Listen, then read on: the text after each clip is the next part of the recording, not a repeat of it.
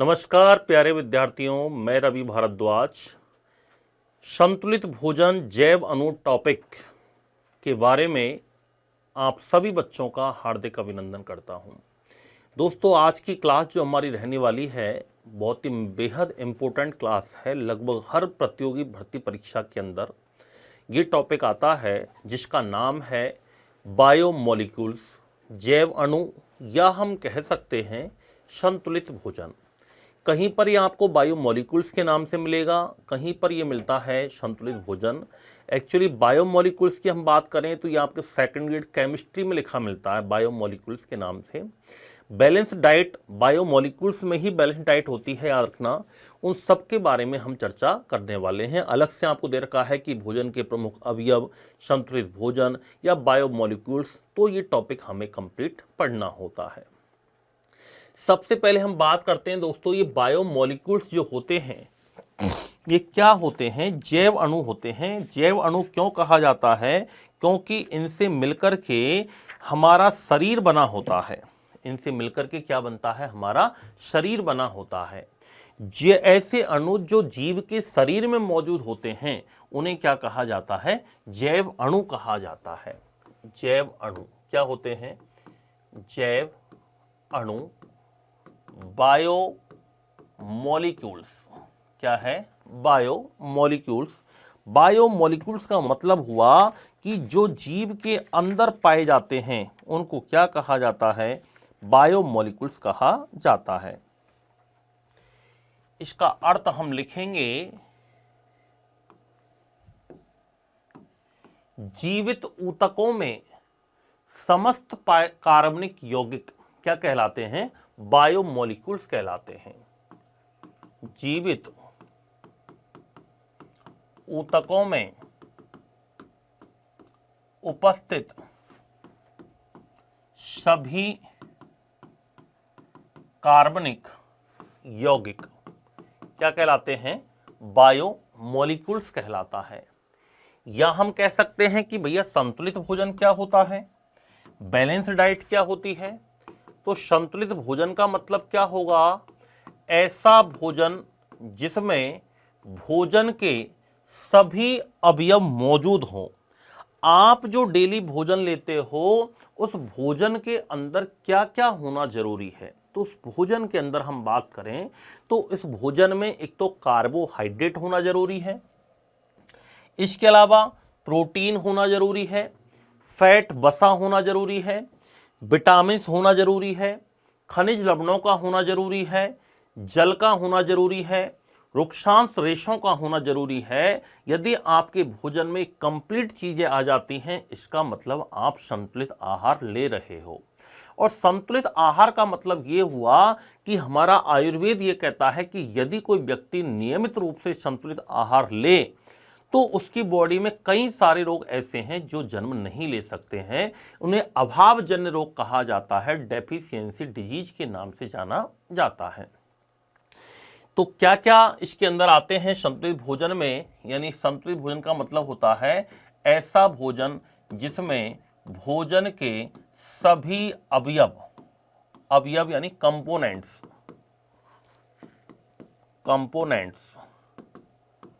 उपस्थित हो, उसको क्या कहते हैं? संतुलित भोजन कहते हैं। जैसे हम बात करें कौन कौन से आएंगे इसके अंदर, एक तो आता है कार्बोहाइड्रेट्स। कौन सा आता है? कार्बोहाइड्रेट्स। दूसरा आता है वसा। क्या आता है? वसा, फैट। हालांकि वसा जो है वो लिपिड का रूप है। वसा किसका रूप है? लिपिड। बायोमोलिक्यूल्स के अंदर लिपिड आते हैं और लिपिड का रूप क्या है? वसा है। वसा, वसीयम, मोम, ये सब किसके रूप होते हैं? लिपिड के रूप होते हैं। तीसरे नंबर पर आती है प्रोटीन। क्या आती है? प्रोटीन। चौथे नंबर पर आते हैं विटामिन्स। क्या आते हैं? विटामिन्स। पांचवें नंबर पर आते हैं खनिज लवण, मिनरल्स। छठे नंबर पर है जल, वाटर। सातवें नंबर पर है रुक्षांश, रेशे, फाइबर, रफेज।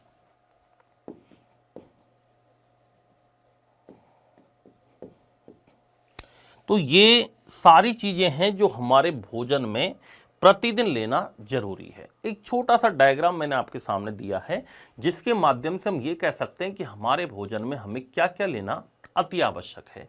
तो आप देख पा रहे हो इसके अंदर न्यूट्रिशन फूड पिरामिड मैंने आपके सामने दिया है। इसमें मिनरल वाटर 50%, यानी एक तो हमें पानी बहुत अधिक मात्रा में पीना चाहिए, मिनरल वाटर लेना चाहिए। वाटर के अंदर खनिज लवण पाए होने चाहिए, खनिज लवण होने चाहिए।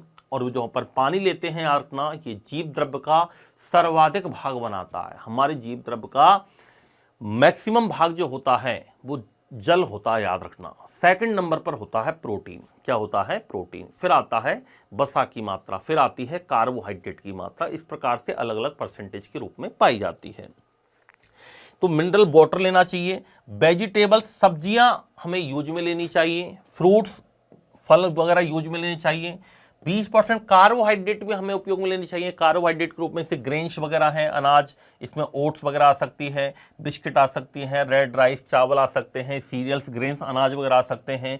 और भी इसमें कुछ जो भी अपने कार्बोहाइड्रेट के रिसोर्सेज वगैरह होते हैं, बिस्किट वगैरह, ये कंप्लीटली याद रखना कार्बोहाइड्रेट सोर्स के अंदर आते हैं। यानी पानी हो गया मेन, फ्रूट्स हो गए, सब्जी हो गई, कार्बोहाइड्रेट। कार्बोहाइड्रेट के रूप में आप जो भी कुछ खाते हो, मैदा से बना हुआ, बेसन से बना हुआ, गेहूं से, बाजरा, मक्का, ज्वार, जितने भी ग्रेन्स वगैरह होते हैं, अनाज होते हैं, वो सब किसके अंदर आते हैं? कार्बोहाइड्रेट के अंदर आते हैं। इसके अलावा फिर बात आती है, कार्बोहाइड्रेट हो गया वसा। वसा के रूप में आप ले सकते हो, जैसे मेनली घी वगैरह है, मिल्क में भी फैट होता है, योगर्ट में भी, चीज वगैरह है, कुछ अल्टरनेटिव्स वगैरह होते हैं, इनके अंदर भी याद रखना फैट वगैरह पाया जाता है। फिर मीट वगैरह है, फिश वगैरह है, टफेज वगैरह है, टोफू होता है, याद रखना। एग है, नट्स वगैरह है, सीड्स है, सार्डिन मछली है, इन सब से भी बॉडी को प्रोटीन मिलती है। क्या मिलती है? प्रोटीन मिलती है। और कुछ से वसा भी प्राप्त होती है। हेल्दी फैट के रूप में आप, हेल्दी फैट के रूप में जैसे हम आंवले का जूस वगैरह ले सकते हैं, एलोवेरा जूस ले सकते हैं, हेल्दी के रूप में, याद रखना, हेल्दी मिनरल्स के रूप में। हेल्दी फैट के रूप में हम जैसे बादाम वगैरह है, बादाम का तेल वगैरह है, बादाम वगैरह है, इनके अंदर मछली का तेल वगैरह है, फिश ऑयल वगैरह, इनसे हमारी बॉडी को क्या मिलते हैं? अल्फा लिनोलेनिक एसिड मिलते हैं। मछली के तेल में अल्फा लिनोलेनिक एसिड होता है, जो कि व्यक्ति के मानसिक एवं शारीरिक स्वास्थ्य के लिए बेहतर माना जाता है। तो ये कंप्लीट चीजें हमारे भोजन में होना जरूरी है, यानी प्रॉपर तरीके से फल, सब्जियां, जल की मात्रा, अनाज वगैरह, दूध वगैरह, मिल्क, फिश, जो भी अब ये सबके पसंद की चीजें होती हैं, नहीं खाएं तो ज़्यादा बढ़िया है। बाकी जो खाते हैं संतुलित भोजन है, अपन तो विज्ञान पढ़ रहे हैं तो थोड़ा सा ये बताना जरूरी है। बाकी तो नहीं खाएं तो इनके भी ऑप्शन दुनिया में बहुत सारे हैं, उनको भी हम यूज में लेना चाहिए उन्हें हमें। तो ये वैसे शुद्ध शाकाहारी भोजन करना हमारी प्राथमिकता होनी चाहिए। हमारा भोजन ऐसा होना चाहिए जिसमें किसी जीव की हत्या नहीं हो। वही हमारा क्या है? बैलेंस डाइट है, याद रखना, हमारी बॉडी के लिए। तो ये संतुलित भोजन कहलाता, बैलेंस डाइट कहलाती है। इनमें से किसी भी एक भी चीज की कमी हो जाए तो व्यक्ति रोग से ग्रसित हो जाता है। उसे कहते हैं अभावजन्य रोग, या उसे क्या कहा जाता है? डेफिशिएंसी डिजीज के नाम से जाना जाता है। किस नाम से जाना जाता है? डेफिशिएंसी डिजीज कहते हैं। अब इनमें सबसे पहले हम एक एक के बारे में चर्चा करते हैं। इनकी कमी से होने वाले रोगों को कहा जाता है अभावजन्य रोग। कमी से होने वाले रोग, इन सभी की कमी से जो होने वाले रोग हैं उनको कहा जाता है अभावजन्य रोग कहते हैं, डेफिशिएंसी डिजीज के नाम से जाना जाता है। अब हम सबसे पहला हम पढ़ने वाले हैं, इसका नाम है कार्बोहाइड्रेट। कार्बोहाइड्रेट्स, कार्बोहाइड्रेट्स की यदि हम बात करें, कार्बोहाइड्रेट कार्बन के एक महत्वपूर्ण यौगिक है और ऊर्जा का मुख्य स्रोत माना जाता है। शरीर को तत्काल ऊर्जा प्रदान करने के लिए क्या दिया जाता है दोस्तों? कार्बोहाइड्रेट दिया जाता है। कार्बोहाइड्रेट कार्बन, हाइड्रोजन तथा ऑक्सीजन से मिलकर के बना होता है। अनुपात होता है CHO का 1:2:1 होता है। इनको कार्बन के हाइड्रेट्स कहा जाता है। हाइड्रोजन ऑक्सीजन का अनुपात 2:1 होता है। सामान्य सूत्र होता है CnH2nO। यानी CnH2O। इसका मतलब ये हुआ कि 1:2:1 के रूप में ये पाए जाते हैं। कार्बोहाइड्रेट से दिन भर में हम जो एनर्जी लेते हैं उसका मैक्सिमम भाग हमें किससे प्राप्त होता है? कार्बोहाइड्रेट से। लगभग 50 to 79 80% जो एनर्जी है वो हमें कार्बोहाइड्रेट से ही प्राप्त होती है। किससे प्राप्त होती है? कार्बोहाइड्रेट से प्राप्त होती है। कार्बोहाइड्रेट को प्रथम श्वसनीय पदार्थ कहा जाता है, फर्स्ट रेस्पिरेटरी सब्सटेंसेज कहते हैं, क्योंकि सबसे पहले भोजन के रूप में जो ऑक्सीकरण होता है, श्वसन होता है, वो कार्बोहाइड्रेट का ही होता है। कार्बोहाइड्रेट जो होते हैं वो रासायनिक रूप से पॉलीहाइड्रोक्सी एल्डिहाइड या कीटोन समूह के रूप में जाने जाते हैं। हमारे शरीर को 50 से 80% ऊर्जा किससे मिलती है? कार्बोहाइड्रेट से मिलती है। शरीर को तत्काल ऊर्जा प्रदान करने के लिए कार्बोहाइड्रेट ही दिया जाता है। एक खेल के मैदान में खिलाड़ी को तत्काल ऊर्जा प्रदान करने के लिए क्या दिया जाता है? तो कार्बोहाइड्रेट या ग्लूकोज दिया जाता है। कुछ और भी बातें हैं, कार्बोहाइड्रेट्स के प्रकार वगैरह क्या होते हैं, उन सब की चर्चा इस टॉपिक के अंदर हम करने वाले हैं। तो सबसे पहले इसके मुख्य लक्षणों की हम बात करें कि मुख्य लक्षण इसके कौन कौन से हैं। सबसे पहला कार्बोहाइड्रेट।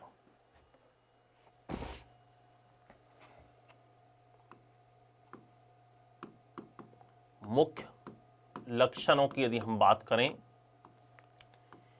तो महत्वपूर्ण कार्बनिक यौगिक हैं। महत्वपूर्ण कार्बनिक यौगिक हैं। किस किस से मिलकर बने होते हैं? कार्बन, हाइड्रोजन तथा ऑक्सीजन से निर्मित होते हैं। किससे निर्मित होते हैं? कार्बन, हाइड्रोजन तथा ऑक्सीजन से निर्मित होते हैं। इनका जो अनुपात होता है, CHO का अनुपात जो होता है वो कितना होगा? 1:2:1 होगा। और H और O का अनुपात क्या होगा? H तथा O का अनुपात 2:1 होता है। क्या होता है? 2:1। इनको कार्बन के हाइड्रेट्स कहते हैं। H और O को क्या कहा जाता है दोस्तों? कार्बन के हाइड्रेट्स कहा जाता है। क्या कहते हैं इनको? कार्बन के हाइड्रेट्स के नाम से जाना जाता है। अगर हम बात करें कि इनका सामान्य सूत्र क्या होगा, कार्बोहाइड्रेट का सामान्य सूत्र क्या होगा, तो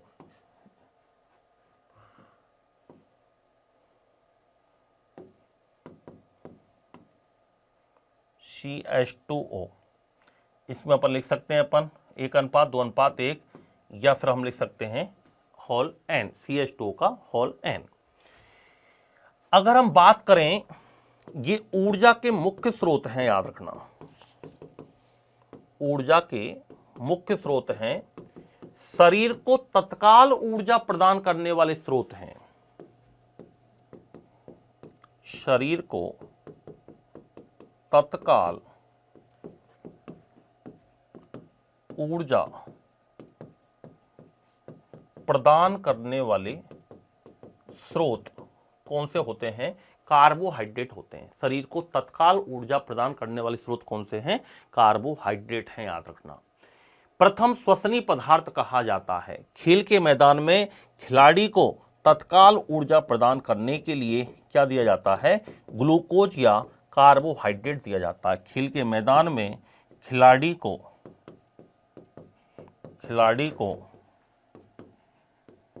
तत्काल ऊर्जा प्रदान करने हेतु क्या दिया जाता है? कार्बोहाइड्रेट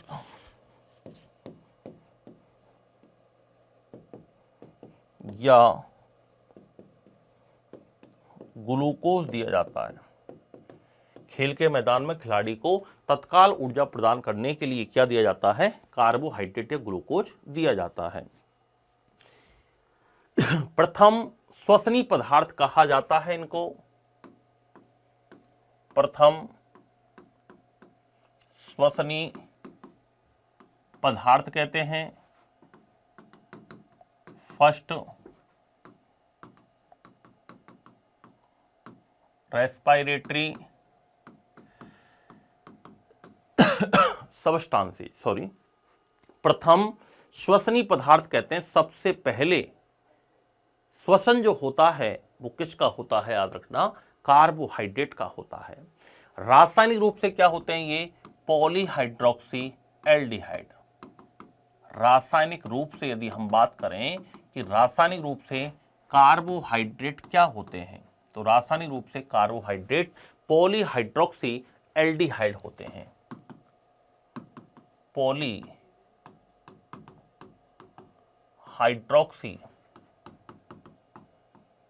एल्डिहाइड या कीटोन बॉडी होते हैं, कीटोन समूह होते हैं। तो रासायनिक रूप से क्या होते हैं ये, पॉलीहाइड्रोक्सी एल्डिहाइड या कीटोन समूह के रूप में जाने जाते हैं। हमारे शरीर को लगभग 50 से 80% ऊर्जा, शरीर को 50 से 80% ऊर्जा किससे प्राप्त होती है, कार्बोहाइड्रेट से ही प्राप्त होती है। कार्बोहाइड्रेट की मात्रा वजन का कितना परसेंट होती है, मात्र 1% होती है। कितनी होती है, 1%। शरीर में कार्बोहाइड्रेट की मात्रा, शरीर में कार्बोहाइड्रेट की मात्रा वजन का कितना परसेंट होती है, 1% होती है। कितनी होती है, 1%।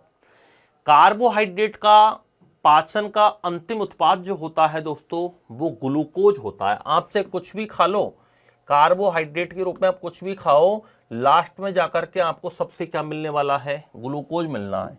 तो कार्बोहाइड्रेट के पाचन का अंतिम उत्पाद, कार्बोहाइड्रेट के पाचन का अंतिम उत्पाद क्या है दोस्तों, ग्लूकोज है। क्या है, ग्लूकोज। और ग्लूकोज जो होता है ये किस में बदल जाता है, ग्लाइकोजन में बदल जाता है। ग्लूकोज किस में बदल जाता है, ग्लाइकोजन में बदल जाता है। कौन से हार्मोन की सहायता से बदलता है, तो याद रखना, इंसुलिन हार्मोन की सहायता से। किसकी सहायता से, इंसुलिन हार्मोन की सहायता से ग्लूकोज ग्लाइकोजन में चेंज हो जाता है। ग्लाइकोजन को क्या कहते हैं, ग्लाइकोजन को शरीर का संग्रहित ईंधन कहा जाता है। ग्लाइकोजन को क्या कहा जाता है बच्चों, शरीर का संग्रहित ईंधन कहते हैं, रिजर्व फ्यूल ऑफ बॉडी। क्या कहा जाता है, reserve fuel of body. Reserve fuel of body के नाम से जाना जाता है, शरीर का संग्रहित ईंधन कहते हैं। इसका संचय होता है यकृत तथा पेशियों में, यकृत तथा पेशियों में, लीवर तथा मसल्स के अंदर, लीवर एंड मसल्स, यकृत तथा पेशियों में किसका संचय होता है, ग्लाइकोजन का संचय हो जाता है। आगे हम बात करते हैं ग्लाइकोजन। हालांकि ग्लाइकोजन पॉलीसैकेराइड में आता है, ग्लूकोज मोनोसैकेराइड में आता है, यह भी अपन आगे पढ़ने वाले हैं। तो ग्लूकोज से क्या बन जाता है, ग्लाइकोजन। 1 ग्राम ग्लूकोज अणु का जब पूर्ण ऑक्सीकरण होता है तो लगभग कितनी ऊर्जा प्राप्त होती है, 4.2 किलो कैलोरी। कितनी ऊर्जा प्राप्त होती है, 4.2 किलो कैलोरी ऊर्जा प्राप्त होती है। तो 1 ग्राम ग्लूकोज अणु के पूर्ण ऑक्सीकरण पर, पूर्ण ऑक्सीकरण पर लगभग कितनी ऊर्जा प्राप्त होती है, 4.2 किलो कैलोरी। कितनी ऊर्जा प्राप्त होती है, 4.2 किलो कैलोरी ऊर्जा प्राप्त होती है।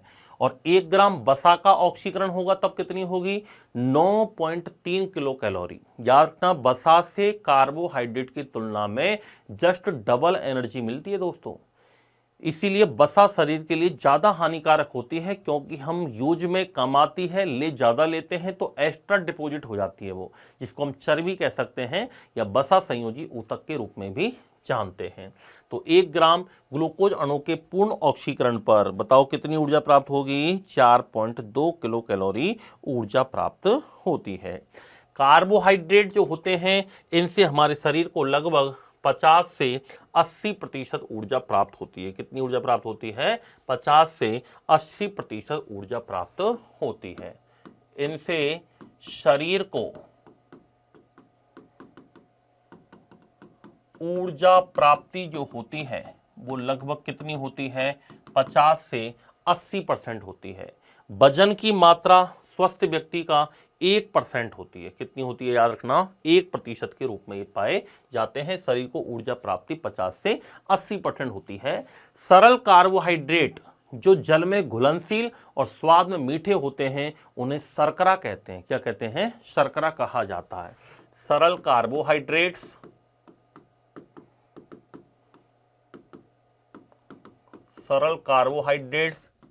जो जल में कैसे हों, घुलनशील हों, जल में कैसे हों, घुलनशील हों तथा मीठे हों, उन्हें क्या कहा जाता है, शर्करा कहते हैं।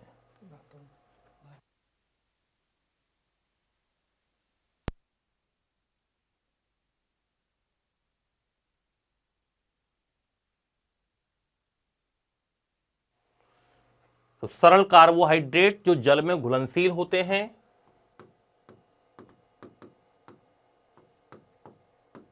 तथा मीठे होते हैं उनको क्या कहा जाता है, शर्करा कहते हैं। इनको क्या कहते हैं, शर्करा, या इनको शुगर के नाम से जाना जाता है। किस नाम से जाना जाता है, शुगर के नाम से जानते हैं। एक सामान्य मनुष्य में लगभग 65-70% ऊर्जा किससे प्राप्त होती है, कार्बोहाइड्रेट से ही प्राप्त होती है। तो ये कुछ महत्वपूर्ण इसके विशिष्ट लक्षण हैं। अब हम बात करते हैं कार्बोहाइड्रेट्स के स्रोत क्या क्या हैं। रिसोर्सेज की बात करें, रिसोर्सेज कौन कौन से हैं, तो कार्बोहाइड्रेट के स्रोत में आते हैं जैसे अन्न, ग्रेन्स, अन्न में सारे आ गए, गेहूं, चावल, मक्का, बाजरा, जौ आदि। इसके अलावा आलू, फल, सूखे मेवे, ड्राई फ्रूट्स। इसके अलावा हम बात करें अरबी, गुड़, शहद, चुकंदर, शकरकंद,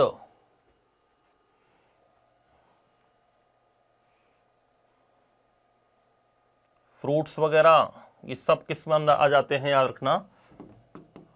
दूध वगैरह है, दूध, ये सब किस में आते हैं, रिसोर्सेज के अंदर आते हैं। इन सब से हमें कार्बोहाइड्रेट मिलता है। अब हम बात करते हैं कार्बोहाइड्रेट्स का वर्गीकरण।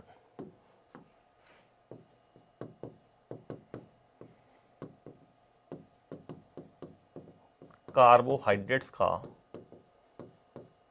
वर्गीकरण, क्लासिफिकेशन ऑफ कार्बोहाइड्रेट।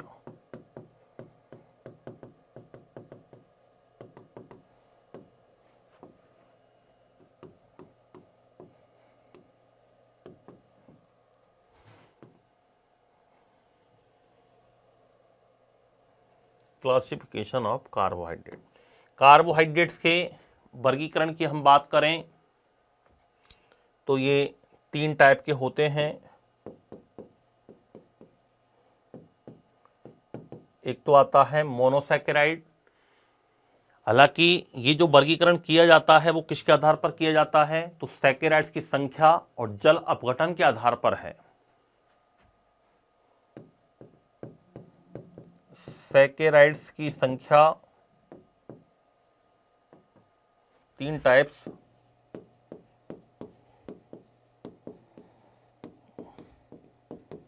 सैकेराइड्स की संख्या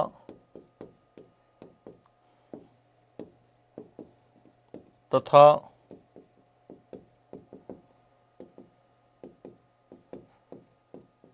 जल अपघटन के आधार पर कितने प्रकार के होते हैं, 3 प्रकार के होते हैं। सबसे पहला मोनोसैकेराइड, बी आता है ओलिगोसैकेराइड,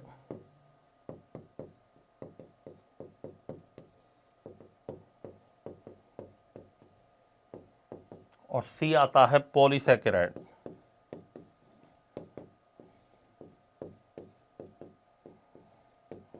सी आता है पॉलीसैकेराइड। ए मोनोसैकेराइड, बी ओलिगोसैकेराइड, सी क्या होता है पॉलीसैकेराइड होता है। एक एक के बारे में आइए इनमें हम बात करते हैं। सबसे पहला आता है मोनोसैकेराइड।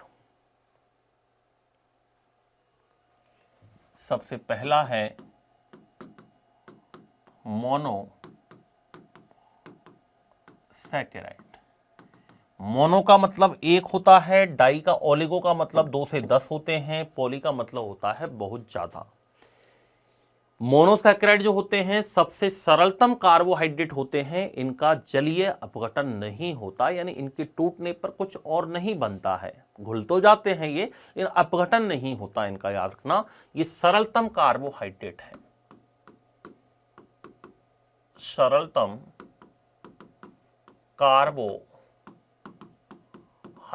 हैं, जल में जल अपघटन नहीं होता इनका, जलीय अपघटन नहीं होता, याद रखना। सिंपलेस्ट कार्बोहाइड्रेट होते हैं। सामान्य सूत्र में इनमें x बराबर बाई होता है, यानी कार्बन और ऑक्सीजन की जो संख्या होती है वो बराबर होती है। इनमें कार्बन तथा ऑक्सीजन की संख्या क्या होती है बराबर होती है। इसे अपन लिख रहे हैं CH2O, तो C और O क्या होंगे याद रखना बराबर होंगे, कार्बन ऑक्सीजन परमाणु बराबर संख्या में होते हैं।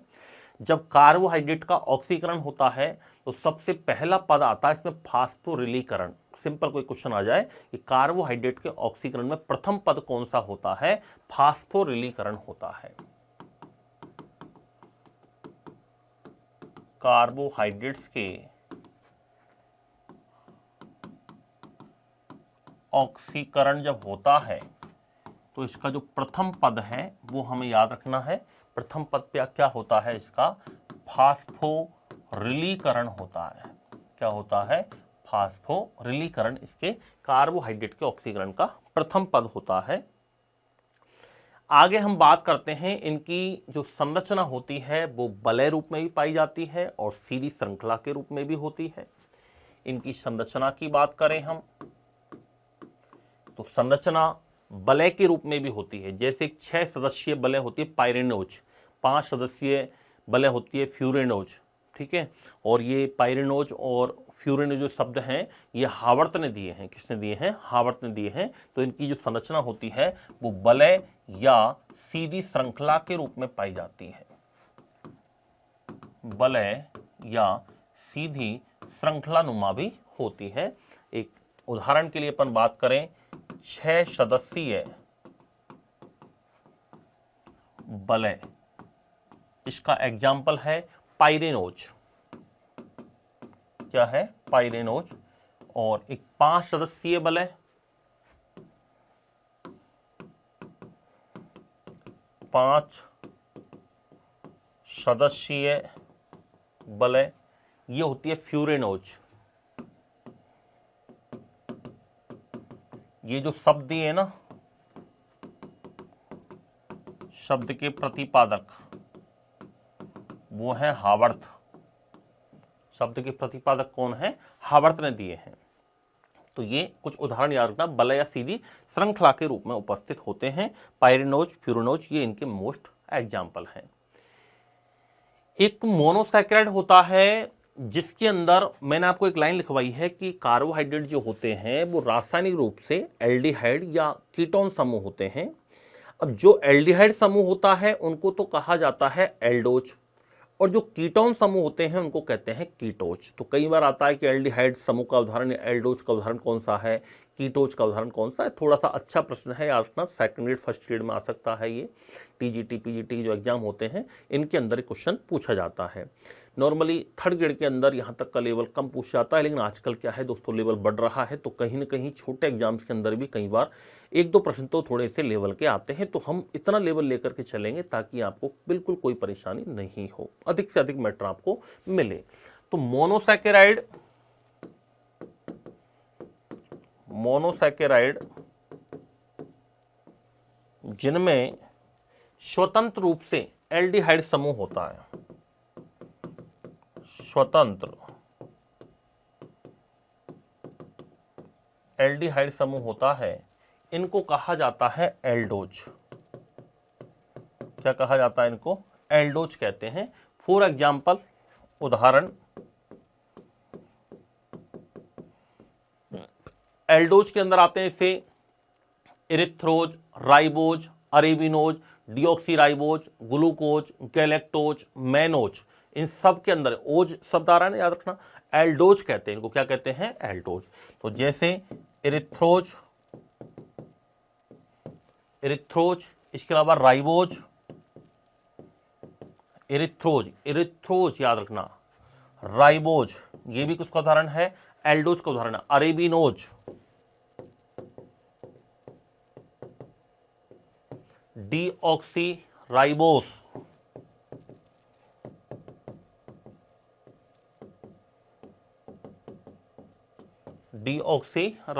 ग्लूकोज,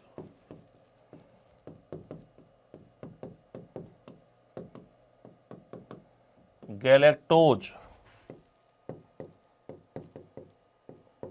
मेनोस आदि, ये सब क्या है? मोनोसैकराइड के अंदर आते हैं।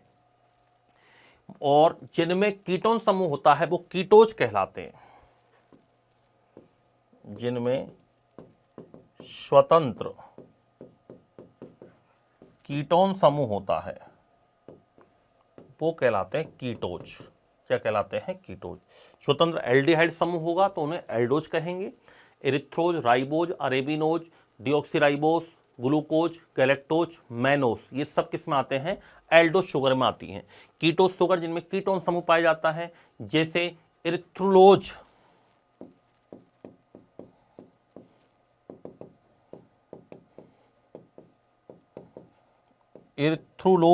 इसके अंदर कीटोन समूह पाया जाता है, याद रखना। राइबुलोज,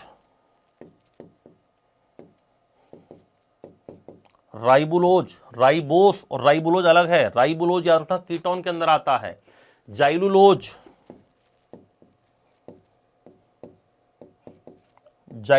ये भी किसके अंदर आएगा? याद रखना कीटोन समूह के अंदर आएगा। फ्रक्टोज, शेडो हेप्टुलोज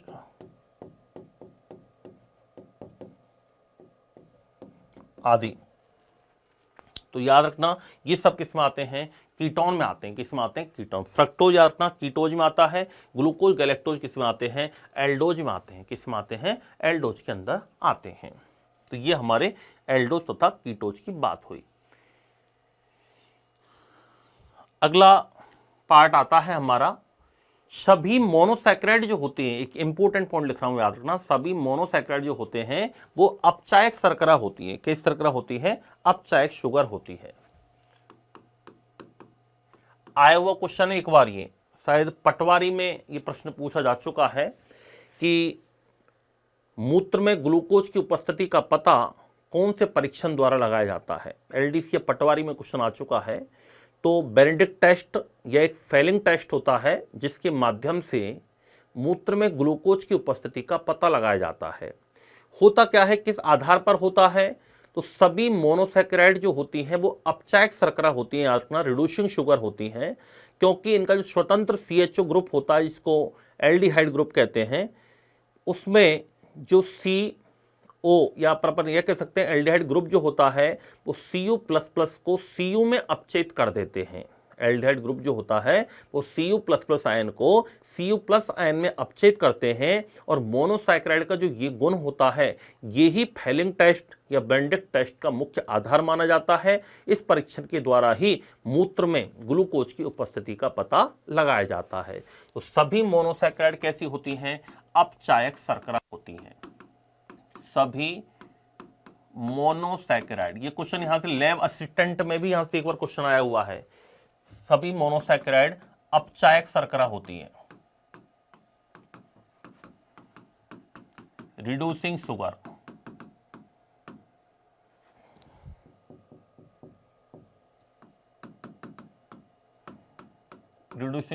अपचायक शर्करा होती है, याद रखना।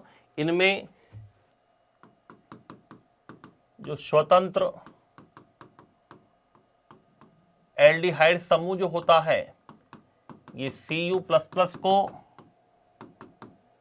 Cu+ में क्या करता है? अपचयित कर देता है। और ये जो गुण है ये फेलिंग टेस्ट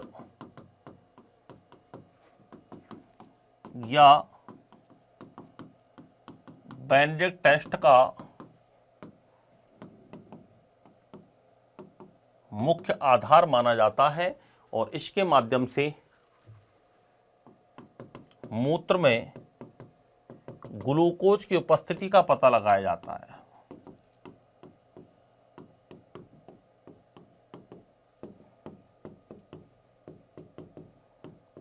मूत्र में ग्लूकोज की उपस्थिति का पता लगाया जाता है। तो ये कहलाता है, एक इंपॉर्टेंट पॉइंट याद रखना, क्वेश्चन कई बार यहां से पूछा जाता है।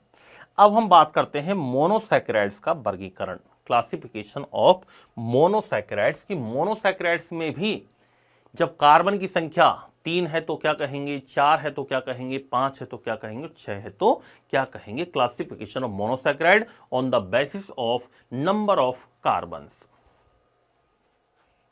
कार्बन परमाणुओं की संख्या के आधार पर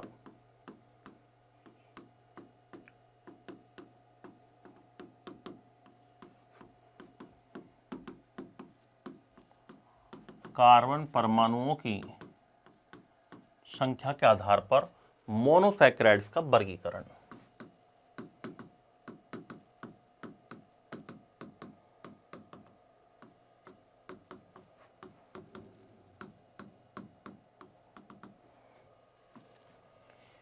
कार्बन परमाणुओं की संख्या के आधार पर मोनोसैकेराइड्स का वर्गीकरण। कार्बन परमाणु संख्या के आधार पर ट्राइओज, टेट्रोज, पेंटोज, हेक्सोज ये शर्कराएं इसके अंदर आती हैं।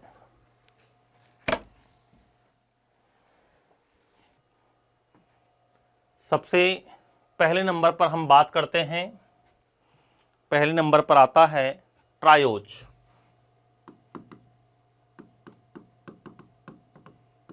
ट्राइओज, ट्राइओज का मतलब कार्बन की संख्या 3। ट्राइओज का मतलब कार्बन की संख्या कितनी होगी, 3 होगी। याद रखना, सरलतम कार्बोहाइड्रेट है ये।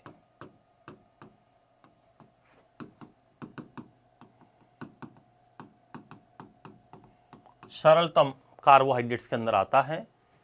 सामान्य सूत्र की यदि हम बात करें, जनरल फॉर्मूला, तो जनरल फॉर्मूला क्या होगा बच्चों, कार्बन की संख्या 3 है, अनुपात हमेशा 1:2:1 होगा, तो C3H6O3। इसके एग्जाम्पल आते हैं, एक तो PgAl आता है, क्या आता है, PgAl आता है, एक DHAP आता है। आप तो केवल इतना याद रखना, सरलतम कार्बोहाइड्रेट है PgAl और एक होता है DHAP। ये किसके अंदर आते हैं दोस्तों, याद रखना, ट्राइओज के अंदर आते हैं। किसके अंदर आते हैं, ट्राइओज के अंदर आते हैं। दूसरा आता है टेट्रोज।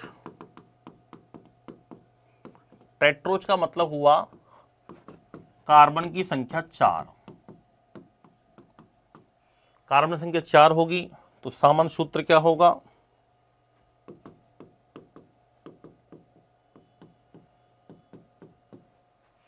सामान्य सूत्र क्या हो जाएगा, C4H8O4। C4H8O4। उदाहरण की यदि अपन बात करें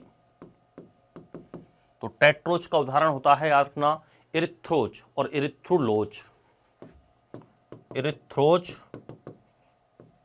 ये तो है एल्डोज और एक है इरिथ्रुलोज। इरिथ्रुलोज ये किसके अंदर आता है, कीटोज के अंदर आता है। और ये टेट्रोज के एग्जाम्पल है, तो इरिथ्रोज और इरिथ्रुलोस ये किसके एग्जाम्पल है, याद रखना, टेट्रोज के उदाहरण है। अगला आता है पेंटोज।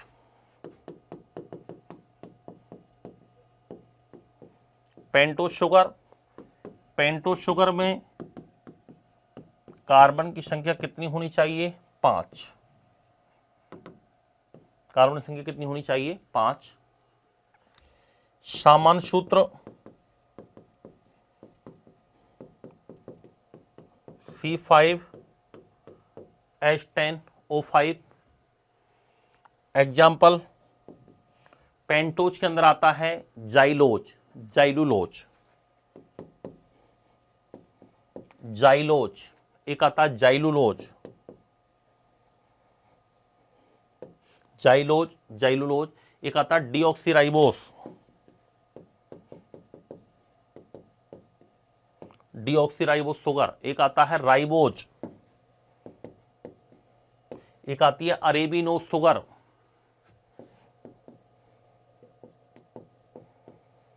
अरेबिनोज शुगर, एक आती है राइबुलोज,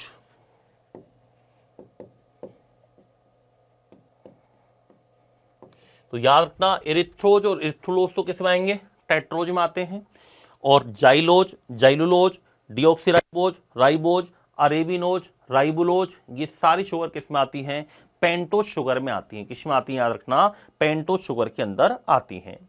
और छठे नंबर पर आती है, चौथे नंबर पर आती है हेक्सोज शुगर, जो हमारे मेनली बैलेंस डाइट के अंदर काम में आती है। हेक्सोज शुगर, हेक्सोज यानी कार्बन की संख्या 6, हेक्सोज शुगर, और हेक्सोज शुगर के अंदर कार्बन की संख्या कितनी होगी दोस्तों, 6 होगी। कार्बन की संख्या कितनी होती है, 6 होती है हेक्सोज शुगर के अंदर। सामान्य अनुसूत्र की बात करें तो सामान्य अनुसूत्र इनका होगा C6H12O6। जैसे हम बात करें फॉर एग्जाम्पल ग्लूकोज, गैलेक्टोज और फ्रक्टोज, ये सभी किस में आते हैं, हेक्सोज शुगर में आते हैं। किस में आते हैं, हेक्सोज शुगर के अंदर आते हैं। अब इनमें भी कुछ महत्वपूर्ण बातें हम करेंगे। जैसे सबसे पहले ग्लूकोज के बारे में हम बात करते हैं कि ग्लूकोज क्या है। ग्लूकोज याद रखना, ग्लूकोज को ब्लड शुगर के नाम से जाना जाता है। हमारे रक्त के अंदर घुलनशील शर्करा कौन सी होती है, ग्लूकोज होती है। इसके अलावा इसको अंगूर शर्करा के नाम से जाना जाता है, ग्रेप शुगर कहते हैं। अंगूर में सबसे ज्यादा मात्रा में पाई जाती है। मुख्य श्वसनीय पदार्थ कौन सा होता है, ग्लूकोज होता है, याद रखना। इसे डेक्स्ट्रोज शुगर के नाम से भी जाना जाता है। ये समतल ध्रुवित प्रकाश को दाईं ओर घुमा देता है, याद रखना। कहां घुमाता है, दाईं ओर घुमाता है, इसलिए इसको दक्षिण ध्रुवण घूर्णक के रूप में भी जाना जाता है, या इसे डेक्स्ट्रोज शुगर के नाम से भी जाना जाता है। तो अंगूर में सर्वाधिक मात्रा में मिलने वाली शर्करा कौन सी है, ग्लूकोज है। तो ग्लूकोज, इसके उपनाम क्या क्या है, उपनाम है इसके अंगूर शर्करा, अंगूर शर्करा, इसको ग्रेप शुगर कहते हैं।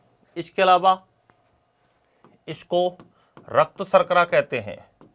हमारे ब्लड में ये शुगर घुली रहती है, इसी का परीक्षण किया जाता है, इसलिए इसको ब्लड शुगर कहते हैं। क्या कहते हैं, ब्लड शुगर।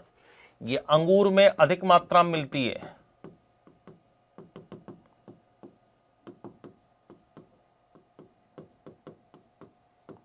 अंगूर में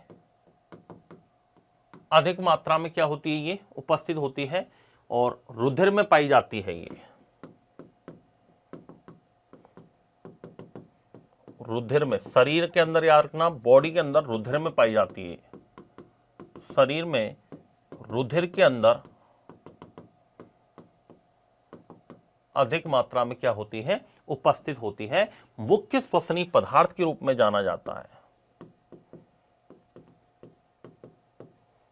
मुख्य श्वसनीय पदार्थ किसे कहा जाता है, ग्लूकोज को कहते हैं।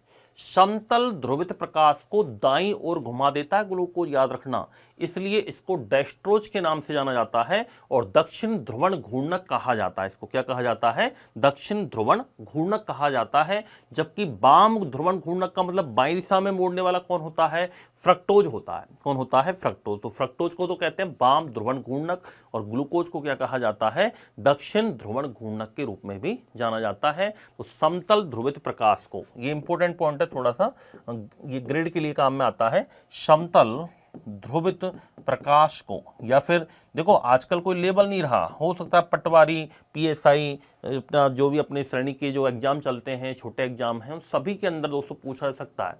आजकल हर एग्जाम के अंदर कुछ क्वेश्चन तो एग्जामिनर ऐसे डालता है कि जो बच्चे ने पढ़ाई नहीं है, बच्चा जहाँ खत्म हो रहा है वहां पर वो शुरू होता है। तो हम नहीं चाहते कि आपका कोई भी क्वेश्चन गलत हो। अभी लेटेस्ट आपने देखा होगा 2024 में सीईटी 10+2 का एग्जाम दिया हो आपने, तो सीईटी 10+2 का एग्जाम इतना खतरनाक लेवल का आया था कि 12th लेवल के क्वेश्चन पूछे थे उसके अंदर, न्यूमेरिकल्स पूछ लिए फिजिक्स के अंदर 12th लेवल तक के, एनसीईआरटी बेस्ड 12th लेवल, और एनसीईआरटी से भी बाहर चला गया था क्वेश्चन। ऐसे क्वेश्चन भी 12th लेवल तक पूछे जाने लगे आजकल जनरल साइंस के अंदर। अब 10th तक नहीं, अब 12th तक हमें कम से कम पढ़ना होगा, इतना ज़्यादा लेवल बढ़ता जा रहा है कहीं ना कहीं एग्जाम्स का। तो समतल ध्रुवित प्रकाश, प्लेन पोलराइज्ड लाइट कहते हैं इसको, पीपीएल के नाम से जाना जाता है, प्लेन पोलराइज्ड लाइट कहा जाता है। समतल ध्रुवित प्रकाश को दाईं ओर घुमा देता है, घड़ी की दिशा में याद रखना, दाईं ओर घुमा देता है, घड़ी की दिशा में।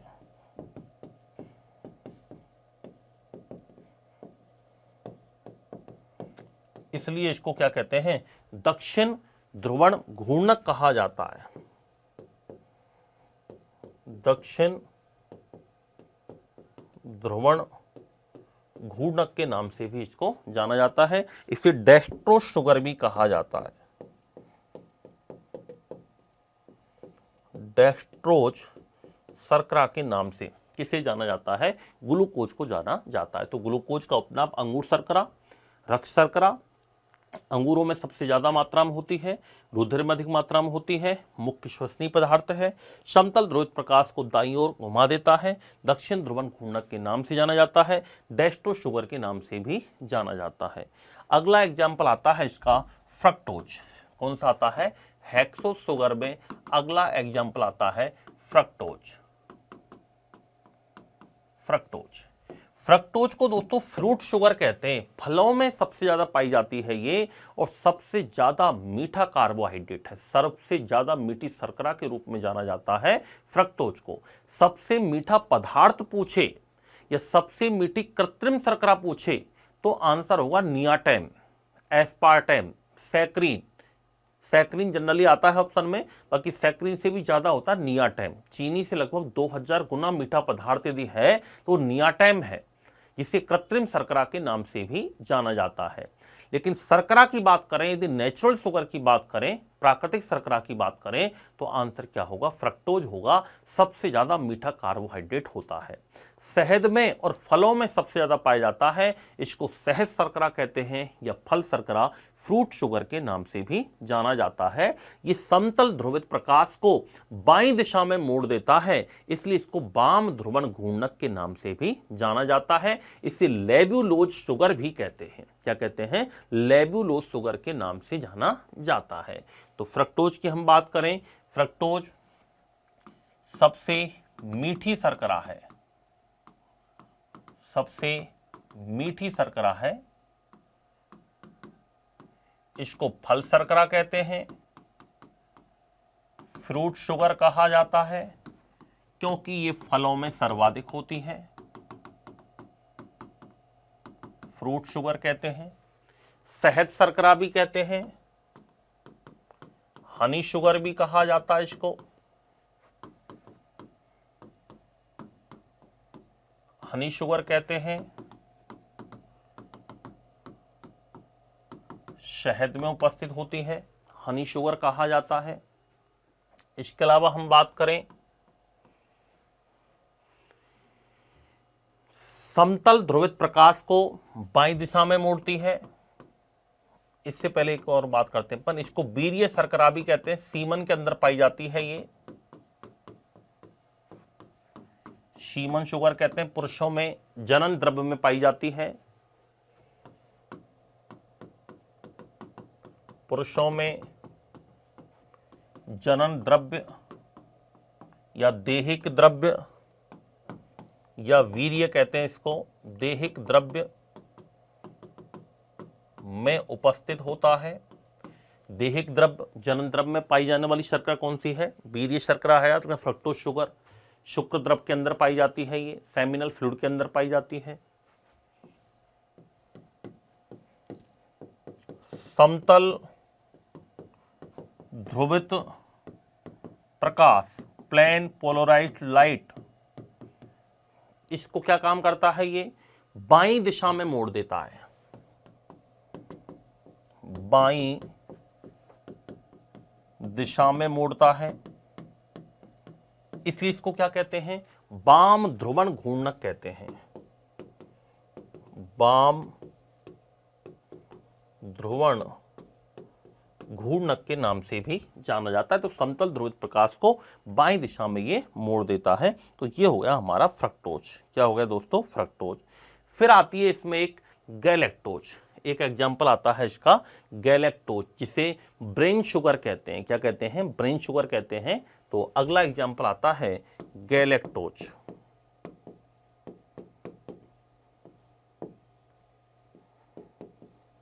गैलेक्टोज, गैलेक्टोज हमारे तंत्रिका ऊतकों को स्वस्थ बनाए रखती है, इसलिए इसको ब्रेन शुगर कहते हैं। मस्तिष्क और तंत्रिका ऊतकों में सबसे ज्यादा पाई जाती है, इसलिए इसको मस्तिष्क की शर्करा कहते हैं।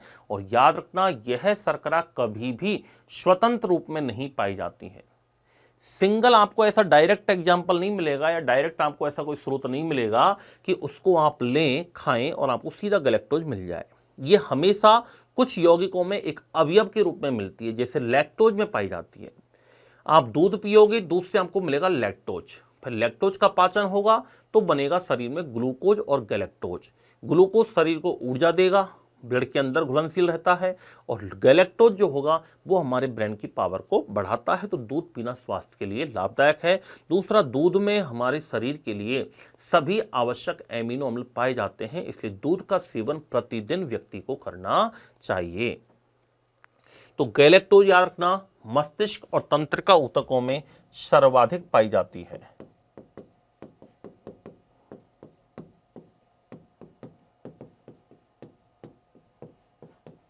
Nerve tissue, brain and nerve tissue,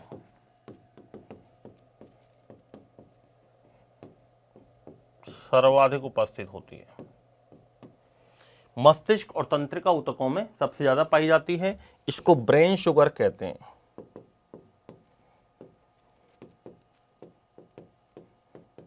brain sugar या इसको मस्तिष्क शर्करा के नाम से जाना जाता है, स्वतंत्र रूप में अनुपस्थित होती है।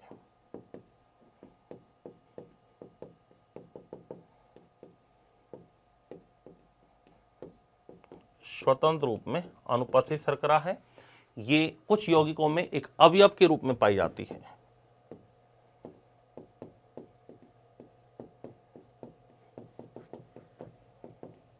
कुछ यौगिकों में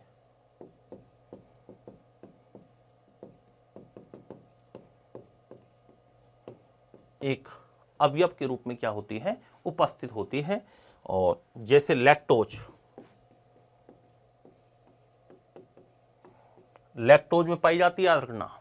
लैक्टोज का पाचन होता है तो ग्लूकोज और गैलेक्टोज मिल जाता है।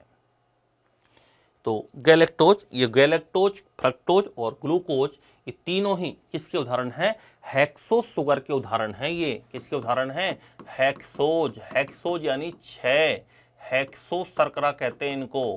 कार्बन की संख्या इसमें कितनी होती है, 6 होती है। अभी हेक्सोज शर्करा पर प्रश्न आया हुआ है सीटी में 2024 में, याद रखना।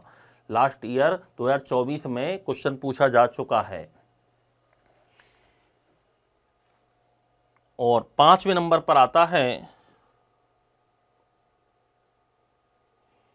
5वें नंबर पर आता है, अगर कार्बन की संख्या 7 है तो उसे हेप्टोज शुगर कहते हैं। हेप्टोज शुगर कहा जाता है। ये भी चलो बता देता हूं मैं। इसमें कार्बन की संख्या कितनी होगी, 7 होगी। कितनी होगी, 7 होगी, याद रखना। कॉमन फार्मूला की बात करें,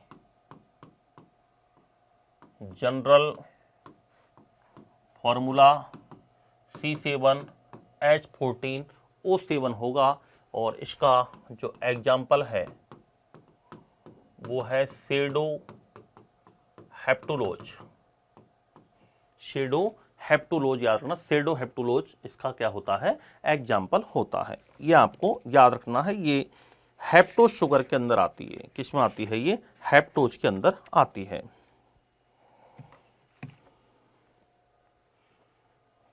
सैडोहेप्टुलोज, ये सैडोहेप्टुलोज है ये लो, ये किसके अंदर आती है? हेप्टोज शुगर के अंदर आती है। किस में आती है ये? हेप्टोज शुगर के अंदर आती है। तो ये सभी एग्जाम्पल किसके हुए हैं दोस्तों? मोनोसैकेराइड के हुए हैं। किसके हुए हैं? याद रखना, मोनोसैकेराइड के सारे एग्जाम्पल हमारे कंप्लीट हो चुके हैं।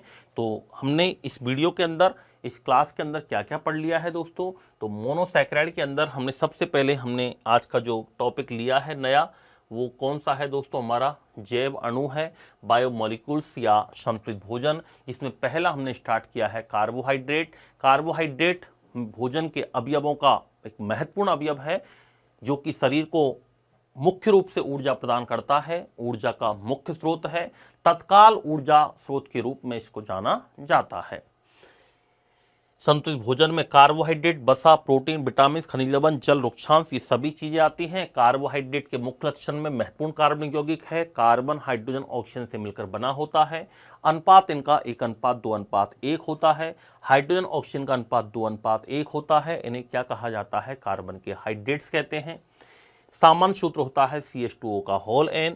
ऊर्जा के मुख्य स्रोत माने जाते हैं, शरीर को तत्काल ऊर्जा प्रदान करने वाले स्रोत होते हैं, इंस्टेंट एनर्जी देते हैं। याद रखना, खेल के मैदान में खिलाड़ी को तत्काल ऊर्जा देने के लिए क्या दिया जाता है? कार्बोहाइड्रेट या ग्लूकोज दिया जाता है।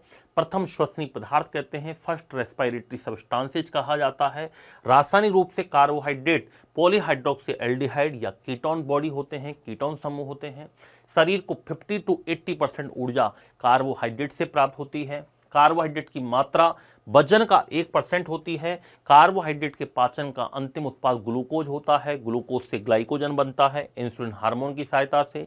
ग्लाइकोजन को शरीर का संग्रहित ईंधन कहते हैं, रिजर्व फ्यूल ऑफ बॉडी। संचय कहाँ होता है? लीवर तथा मसल्स के अंदर होता है। 1 ग्राम ग्लूकोज अणु के पूर्ण ऑक्सीकरण पर 4.2 किलो कैलोरी ऊर्जा प्राप्त होती है। सरल कार्बोहाइड्रेट जल में घुलनशील मीठे होते हैं, जिन्हें शुगर कहा जाता है। स्रोत के रूप में अन्न, आलू, अरबी, गुड़, शहद, चुकंदर, ये सभी का यूज करते हैं। कार्बोहाइड्रेट का वर्गीकरण हमने किया है। कार्बोहाइड्रेट्स में सैकेराइड्स की संख्या और जल अपघटन के आधार पर 3 प्रकार का है, मोनोसैकेराइड, ओलिगोसैकेराइड एंड पॉलीसैकेराइड। सबसे पहला मोनोसैकेराइड हमने इस वीडियो के अंदर पढ़ा है। इस क्लास के अंदर मोनोसैकेराइड सरलतम कार्बोहाइड्रेट होते हैं, इनका जलीय अपघटन नहीं होता है। कार्बन ऑक्सीजन की संख्या बराबर होती है। कार्बोहाइड्रेट के ऑक्सीकरण का प्रथम पद है फास्फोरिलीकरण। क्या होता है? फास्फोरिलीकरण है। संरचना वलय या सीधी श्रृंखला के रूप में पाई जाती है।